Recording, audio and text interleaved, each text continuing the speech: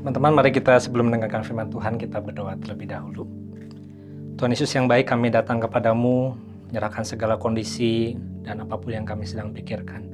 Tapi kami percaya waktu kami datang memulai dengan Tuhan, maka ada satu hal yang Tuhan sedang kerjakan dalam hidup kami.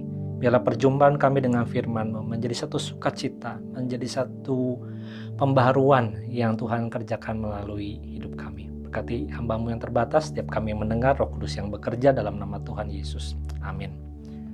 Teman-teman, pagi ini kita mau masuk ke sebuah seri, yaitu bagaimana kita punya perjalanan kisah hidup ini.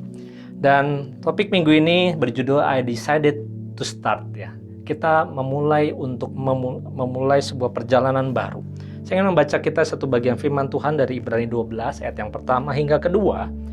Mari kita buka Alkitab kita dan kita membacanya bersama. Karena kita mempunyai banyak saksi bagaikan awan yang mengelilingi kita. Marilah kita menanggalkan semua beban dan dosa yang begitu merintangi kita, dan berlomba dengan tekun dalam perlombaan yang diwajibkan bagi kita. Marilah kita melakukannya dengan mata yang tertuju kepada Yesus yang memimpin kita dalam iman, dan yang membawa iman kita kepada kesempurnaan. Dan dengan mengabaikan kehinaan tekun memikul salib ganti sukacita yang disediakan bagi Dia yang sekarang duduk di sebelah kanan tahta Allah. Teman-teman, inilah pertengahan tahun yang biasanya menjadi sebuah minggu atau waktu liburan dari sebuah studi, kuliah, ataupun juga bersama dengan keluarga. Tapi kita tahu, kita dengar kondisi harus ada pembatasan darurat yang kita sedang alami 3 minggu ke depan. Kita mungkin sudah dengar itu semua, ya. Saya tidak perlu menambahkan. Tapi saya pengen tahu teman-teman, apa yang teman-teman sebenarnya paling dan sedang pikirkan hari ini. Apa yang terlintas di kepala kalian, coba tulis di kolom chat, di YouTube channel. Dan mungkin kami, para pengurus, para tim caring, sambil mendengarkan firman Tuhan ini ingin berdoa buat teman-teman. Jangan ragu untuk menceritakan apa yang teman-teman sedang pikirkan dan rasakan hari ini. Saya percaya mungkin kita juga sedang sulit untuk bisa berfokus, ya, dengan begitu banyaknya informasi, distraksi yang membuat kita khawatir, cemas, keluarga kita, diri kita, teman-teman kita. Tapi mari kita datang sama Tuhan, just to look upon Him. Maka Dia adalah yang menyempurnakan iman kita, akan menolong kita. Teman-teman, mungkin di dalam masa-masa ini kita ingin sekali bisa ketemu teman lama kita, teman baik kita, tapi itu sulit. Kita kalau ketemu pasti pengen cerita, apa sih yang selama ini kita sudah lalui, kita pengen cerita banyak hal, dan percayalah, pasti itu cerita-cerita yang baik dan berkesan, kan? Saya pengen cerita tentang pengalaman-pengalaman yang menarik lah, seperti itu. Jarang di antara kita mau cerita kegagalan, cerita hal-hal yang buruk, cerita-cerita yang negatif. Kita mungkin menghindari itu. Termasuk mungkin di masa-masa ini nggak banyak cerita yang teman-teman yang berani cerita, saya kena COVID nih, dan saya bergumul dan sudah sembuh dan lain sebagainya. Banyak kita masih menahan, masih menyembunyikan itu. It's okay, ya. Mungkin kita pengen skip aja begitu cepat semua hal-hal yang buruk ini, kita pengen masukin ke recycle bin seperti itu, ya. Tapi tahu nggak teman-teman, di tengah banyak kisah dan pengalaman hidup kita, itu sebenarnya adalah mengisi lembaran hari-hari kita. Bayangkan kalau hidup kita seperti sebuah buku, ya. Dan waktu kita melalui semua hal itu, dan itu tertulis di dalam hari-hari yang kita lalui, pagi, siang, dan malam itu. Maka coba bayangkan di mana sebenarnya kamu mengizinkan Tuhan itu menjadi penulis bagi kisah hidupmu. He is the author of your life, teman-teman. Nah, kalau kita baca Alkitab, kita membaca tokoh-tokoh Alkitab, ya. Their story, bagaimana mereka bertemu, ditolong Tuhan, diubahkan Tuhan. Dan waktu kita dengar khotbah hari ini, kita melihat hidup kita. Kok hidup gue gini, ya? Our story, ya.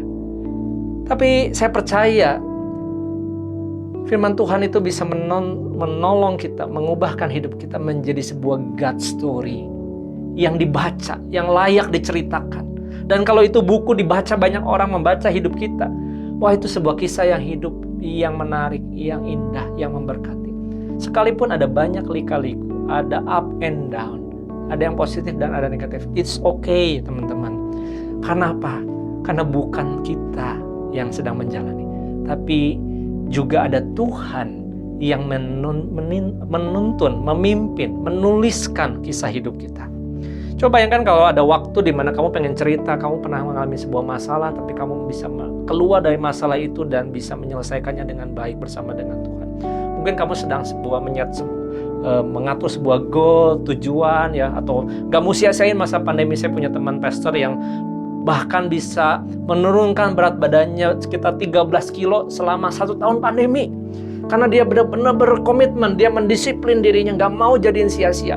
Dia di rumah tapi dia bisa olahraga. Berani gak teman-teman? Ada yang pada waktunya bisa cerita tentang waktu itu, saya bersyukur sih bisa akhirnya berani putusin pacar saya yang sangat toksik itu. Tapi dari situ saya mulai kembali bisa sehat secara mental, secara relasi, dan juga menjadi orang yang lebih bertumbuh dewasa. Teman-teman, semua kisah-kisah itu layak. Semua hidup kita itu punya sebuah cerita. Dan saya percaya itulah yang menjadi God story di dalam hidupmu. Let's start menjadikan Tuhan yang kembali menuliskan kisah hidup.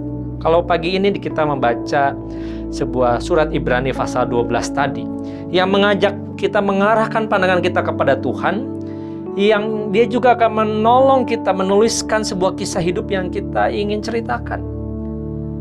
Minggu ini kata kuncinya adalah how to start, decided to start. Memulai sebuah disiplin kecil yang menolong kita bisa menuliskan sebuah kisah hidup yang Tuhan mau nanti kita bagikan. Minggu-minggu depan kita akan bicara how to stop, menghentikan semua sikap yang menghalangi kita untuk hidup di dalam kisahnya Tuhan. Kemudian kita diajak untuk how to stay, bertahan di dalam kondisi yang membuat kita ingin berhenti dan menyerahkan mimpi-mimpi kita. Minggu yang terakhir kita mau bicara how to go, pergi kepada sebuah perjalanan, menjalani sebuah langkah iman, menggenapi sebuah greater story yang Tuhan sudah sediakan. So ini adalah sebuah interesting journey ya. How to start, how to stop, how to stay, and how to go di dalam sebuah God story in our life. Pagi ini kita diajak untuk memulai sebuah disiplin kecil yang bisa mengubahkan hidup kita. Teman-teman tahu, kata disiplin itu bukan kata yang sepertinya membuat kita nyaman ya atau aman ya. Kayaknya disiplin itu berat sekali. Disiplin itu kayaknya tahu itu penting tapi sulit sekali membuat langkah pertama. Karena itu disiplin itu membutuhkan sebuah komitmen hati yang berfokus dengan tujuan. Artinya apa? Kalau kita mau berubah lebih baik, kita harus melatih diri kita. Kita harus menguasai diri kita. Kita harus mendorong diri kita memulainya. The first step itu. Kemudian dengan bertekun, ikut aturan, bertahan, dan ingat tujuan akhir yang kita mau capai. Dan saya ngajak kita melihat sebuah kisah tokoh Alkitab yang luar biasa, yang mungkin juga tidak jauh usia dari kita karena dia adalah seorang pemuda. Itu bernama Daniel. Siapa di sini yang namanya Daniel ya? Sebuah nama yang indah. Nah teman-teman, Daniel itu belajar bagaimana dia membuat keputusan di dalam hari-hari lembaran hidupnya, yang dimana keputusan itu mengubahkan hidup dia. Ya, siapa yang nggak kenal Daniel? Teman-teman, kalau kita ingat cerita Daniel, kita ingat Daniel di, coba isi titik-titik itu. Daniel di masa pandemi, Daniel di harus di rumah aja, Daniel di lagi masa liburan, enggak, Daniel di gua singa. Wah, kayaknya menarik ya kita nyanyi Daniel di gua singa, tapi siapa yang berani ya ke gua singa gitu ya? Yang ada singanya maksudnya. Teman-teman, kurang lebih ceritanya begini. Daniel pasal 6 ayat 1 sampai 10, teman-teman bisa perhatikan itu di Alkitab kalian. Singkat cerita, Daniel adalah seorang muda yang sungguh dengan talenta luar biasa dipercaya oleh Raja Darius di kerajaan Persia untuk menjadi seorang pemimpin. Raja Darius itu menyerahkan ataupun memilih 120 orang para pemimpin, pemuda-pemudi yang luar biasa untuk memerintah di atas kerajaannya. Tapi di atas 120 itu dipilihlah 3 orang yang mengepalainya. Dan Daniel dipilih menjadi salah satu dari 3 itu. Mungkin setara menteri atau gubernur lah pada waktu itu ya. Tapi karena kualitas dan integritas Daniel, dia dipilih, dipercayakan menjadi seorang kepala atau gubernur yang memimpin banyak kerajaan itu. Maka kita nggak heran kalau ada hidup seseorang atau hidup kita berhasil, banyak orang yang iri ya, banyak orang yang nggak suka begitu ya. Entah kenapa gitu ya. Padahal Daniel bukan seorang yang katakanlah menjilat ataupun berbuat licik untuk mendapatkan jabatan itu. Dia adalah seorang yang layak untuk berada di posisi itu. Singkat cerita, ada banyak orang penjabat yang iri, yang mencoba mencari-cari kesalahan Daniel, tapi nggak bisa dapetin di mana salahnya si Daniel itu ya. Daniel nggak punya kelemahan yang bisa dimanfaatkan dan dijatuhkan. Maka para pejabat itu menyusun sebuah jebakan, sebuah skenario jahat, yaitu dia bilang, dia datang kepada raja, "Raja, kayaknya keren ya, hebat kalau engkau itu bisa diakui dan dikenal oleh seluruh kerajaan. Maka coba buatlah perintah di mana semua orang di kerajaan ini harus tunduk dengan cara begini. Selama 30 hari berturut-turut, setiap hari mereka itu harus memiliki waktu untuk sujud, menyembah engkau, mengakui engkau sebagai raja yang besar." Dan raja, mendengar itu, keren juga ya. Boleh deh, ayo kita buat aturan itu. Dia tidak berpikir panjang, maka disinilah kita mendapati Daniel di dalam satu posisi yang sulit. Kenapa? Karena kita mengenal Daniel adalah seorang yang akrab, yang dekat dengan Tuhan. Coba kita baca Daniel pasal 6 ayat yang ke-10. Satu ayat ini menarik sekali. Demi didengar Daniel bahwa surat perintah itu telah dibuat, pergilah ia ke rumahnya. Di dalam kamar atasnya ada tingkap-tingkap yang terbuka ke arah Yerusalem. 3 kali sehari ia berlutut, berdoa, serta memuji Allahnya seperti yang biasa dilakukannya. Teman-teman, hanya karena Daniel adalah seorang yang taat berdoa, ini bukan bicara soal aktivitas religiusnya, berdoa, baca firman, pelayanan ke gereja, atau bukan itu. Tapi karena hatinya dekat sama Tuhan, karena hatinya sungguh tahu siapa dirinya dan siapa Tuhan dalam hidupnya. Dia adalah Tuhan yang memimpin hidupnya. Dia adalah seorang yang tidak begitu saja menyerah, sekalipun dia tahu ada sebuah hukuman yang fatal kalau dia tidak melakukan perintah itu. Dan kita tahu endingnya, betul. Maka kita tahu kenapa si Daniel ada di gua singa. Bukan sedang liburan, sedang foya-foya, bukan. Daniel dihukum, dilempar ke gua singa, dan para pejabat yang iri itu dia ingin Daniel itu mati. Tapi kita tahu happy endingnya, Tuhan dengan luar biasa melakukan mujizat, menutup semua mulut-mulut singa itu. Tidak berani bahkan mendekati Daniel sedikit pun, dan Daniel akhirnya dibebaskan dan dipercaya oleh Raja Darius lebih dahsyat lagi. Teman-teman, di sini kita bisa bertanya, kenapa sih Daniel bisa seberani, seteguh, sekuat, dan seberhasil itu? Kalau kita lihat kembali ke ayat 10, teman-teman, karena apa yang sudah dimulainya setiap hari, sebuah disiplin kecil di mana dia datang memulai hari mencari Tuhan, berdoa. Karena komitmen dan kasihnya kepada Tuhan, itulah sebuah disiplin, teman-teman. Sebuah komitmen dan sebuah tujuan, karena dia melihat siapa Tuhan dalam hidupnya. Maka saya percaya kalau Daniel melihat ke belakang, karena bukan 1-2 hari dia berdoa setiap kali, 3 kali sehari. Seumur hidupnya, atau mungkin sejak dia muda, dia melakukan itu. Jadi kalau Daniel melihat ke belakang, bagaimana Tuhan menolongnya, maka ini adalah sebuah kisah yang layak untuk diperdengarkan dan diceritakan.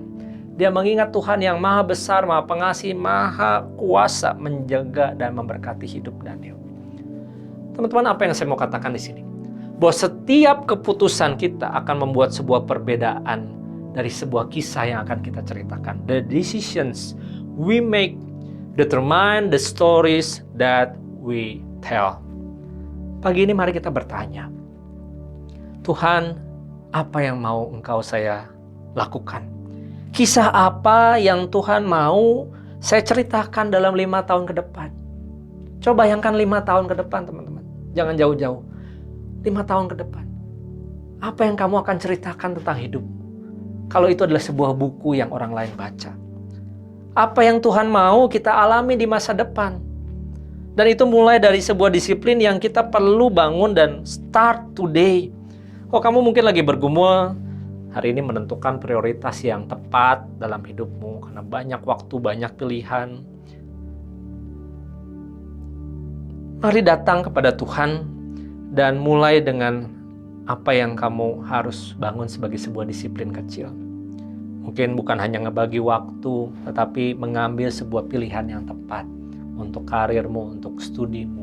Kamu layak bergumul, apakah ini sebuah pintu yang Tuhan bukain? Kamu menjaga kesehatan tubuhmu. Teman-teman, ini bukan perkara mudah ya, karena semua orang ingin sehat hari ini, nggak mau sakit, nggak mau terpapar COVID. Kamu pengen jaga kesehatanmu, so start dari sebuah disiplin yang kecil. Kamu ingin jaga hatimu, kamu pengen jaga pikiranmu tetap waras, tetap sehat, tetap baik begitu ya. Kamu pengen mempertahankan sebuah relasi mungkin yang tidak sehat, kamu pengen memiliki sebuah relasi yang sehat, kamu pengen mengejar mimpi yang benar. So, mari kita mulai dengan sebuah disiplin yang kecil. Teman-teman, kalau kamu merasa hidupmu pagi ini sedang jauh dari Tuhan, sedang flat, sedang hambar, sedang banyak masalah, ini adalah waktu yang tepat untuk menjadikan disiplin rohani dan mengizinkan komunitas rohani, komsel, ibadah apapun menjadi sebuah prioritas yang paling real untuk kamu berada di dalamnya sekarang. Jangan biarkan semua gangguan, ketakutan, kemalasan itu menjauhkan kamu dari pemeliharaan berkat Tuhan. Oke, mungkin ibadah kita, komsel kita nggak perfect. Tapi kalau kita lihat kepada Tuhan, He is the perfecter of our faith. Maka kita tidak menggantungkan atau menyalahkan karena kondisi. Start today with God. Ibrani 10 ayat 25 mengatakan begini, janganlah kita menjauhkan diri dari pertemuan-pertemuan ibadah kita seperti dibiasakan oleh beberapa orang. Tapi marilah kita saling menasihati dan semakin giat melakukannya menjelang hari Tuhan yang mendekat. Dalam versi The Message itu menarik begini ya, waktu dikatakan tadi jangan menjauhkan diri, tapi semakin giat menasihati dan melakukannya. Dia katakan kalimat penutupnya begini, especially as we see the big day approaching. Memang konteksnya adalah hari Tuhan di mana kedatangan Tuhan, kemuliaan Tuhan, kerajaan Tuhan akan dinyatakan, kedaulatan Tuhan akan diakui oleh semua orang. Tapi saya percaya big day itu dimulai dari every day we win with God. Ya. Kalau kamu setiap kali mengalami sebuah kemenangan iman, it's a big day teman-teman. Rayakan itu, kejar itu, mimpikan itu. Maka setiap big small day gitu ya, akan menjadi sebuah the real big day yang kamu akan miliki. Coba pikirin big day apa yang kamu pengen alami dan menjadi sebuah kisah yang kamu pengen tuliskan dalam lembaran hatimu. Small discipline lead to big life changes. Disiplin-disiplin yang kecil akan menuntunmu kepada sebuah perubahan hidup yang besar hari ini. So, jangan sia-siakan waktu ini, teman-teman. Kalau hidup ini adalah perlombaan yang diwajibkan sama kita, menurut kitab Ibrani tadi, dan kita jalani seumur hidup, saya ingin bilang begini, pastikan garis startnya itu adalah waktu kita menyadari, mempercayakan diri kita sepenuhnya kepada Kristus once in a lifetime, once for a whole life gitu ya, for seluruh hidup kita. Dan garis akhirnya pada waktu saat nanti Tuhan memanggil kita pulang. Dan disitulah perjalanan kita selesai. Teman-teman, kalau kita percaya Dia telah menentukan awal dan akhir hidupmu. Dan penulis Ibrani menasihatkan kita, ayo berlari dengan tekun. Mari urusan kita hari ini adalah menanggalkan segala beban kekhawatiran. Mematikan segala kuasa dosa yang merintangi hidup kita. Menyerahkan semuanya itu kepada Tuhan sambil melihat dan memandang Dia. Maka teman-teman, kita itu sedang melihat kepada Kristus yang sudah menjadi teladan, yang pernah melalui masa-masa menderita dan pada akhirnya mati dan bangkit menyatakan kuasanya bagi kita. Maka Paulus selalu mengatakan, kenallah Kristus, hiduplah serupa dengan Kristus. Maka teman-teman, inilah yang menjadi bagian kita. Tanggalkan semua beban dan dosa kita. Mungkin minggu depan kita bahas. Teladani sebuah pola hidup tokoh-tokoh iman kita yang seperti awan besar yang menyaksikan kita tadi, dan memusatkan hati kita, pikiran kita kepada Kristus. Maka saya percaya kita pasti menang lewat setiap pergumulan, kesulitan, dan tantangan kita hari-hari ini. Kalau ada yang mengaburkan pandangan kita, mari kita datang kembali. Waktu kita ingin menyerah, ingat kembali kepada Tuhan. Maka hari ini Dia akan memampukan kita menanggung semua hal yang kita perlu lalui. Let's start with God. Let's start with a small discipline yang apa? Yang akan lead us to big life changes. Mari berharap untuk sebuah big day, di mana big day itu menjadi sebuah story worth telling lewat kisah hidup. Mari teman-teman pikirkan dalam tahun-tahun ke depan, kisah apa yang kita mau tulis dalam hidup kita. Kiranya Tuhan menuntun dan memberkatinya. Mari kita berdoa. Tuhan Yesus, terima kasih untuk firman-Mu yang menolong kami, menantang kami, menggugah hati kami, bahwa ada sebuah keputusan yang kami mau ambil hari ini yang akan menentukan di mana kami akan menceritakan hidup kami. Sekalipun itu pengalaman-pengalaman yang buruk, pengalaman-pengalaman yang negatif, tapi menjadi sebuah kisah yang layak diceritakan karena ada Tuhan di dalamnya. Dan Engkau adalah yang juga menuliskan kisah hidup kami. Kami mau our story menjadi God's story yang menjadi sebuah big day yang kami boleh rayakan bersama dengan keluarga, dengan teman. Kami mau ada tetap dalam komunitas rohani. Kami mau ada membangun disiplin rohani kami. Dan disitulah kami menjadi seperti seorang Daniel yang boleh dipercaya lebih dahsyat lagi. Berkati hidup teman-teman kami Tuhan, hanya dalam nama Yesus kami berdoa. Amin.